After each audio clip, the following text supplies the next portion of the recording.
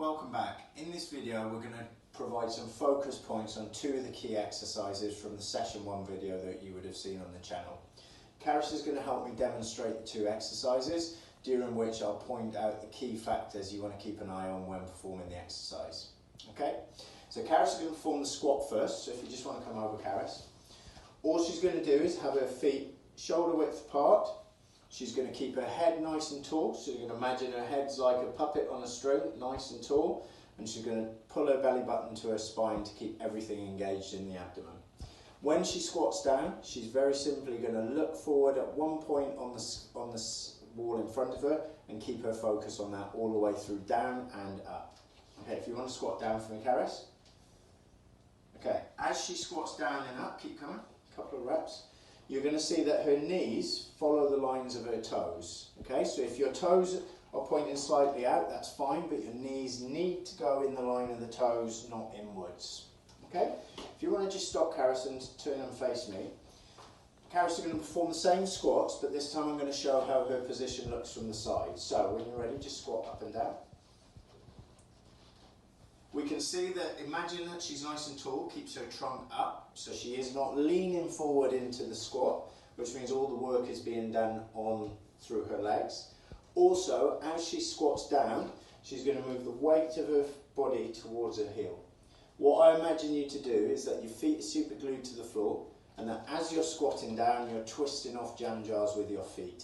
That should keep you nice and stable and a nice consistent movement all the way through. Okay? Thanks for that, Harris. Okay, the second exercise we're going to look at is the press up. Pushing is a key exercise, and we really want to make sure we can do a push up effectively. The two things I'm looking for is a stable trunk and good arm position. So Karis is going to get down into position facing me, and she's going to perform a push up. She's going to do a couple of push ups, and what we're going to see is, if you go, Karis, there's a nice straight line from head to ankle. She's not sagging at the back and she's not picking her hips up. Well done, jump up. So she's staying nice straight line. What I'm going to do now is get Karis to perform push up against the wall so I can show her arm alignment so that we can make sure that everybody's pushing properly. So if you can just lean against the wall. Well, I'm going to ask Karis to demonstrate what we don't want to see before I show you what we want to see. So typically we tend to see arms too wide and elbows nice and high.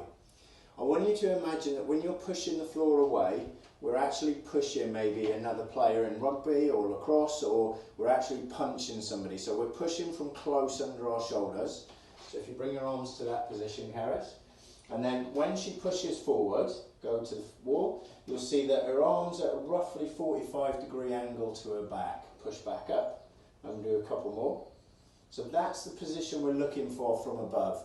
Nice tight closed position, and imagine that you're just pushing somebody away, and that should make it nice and effective. Well done, thank you very much. Okay, I'll post more videos tomorrow so that you can have a look at some more sessions, and some more key focus points will keep coming.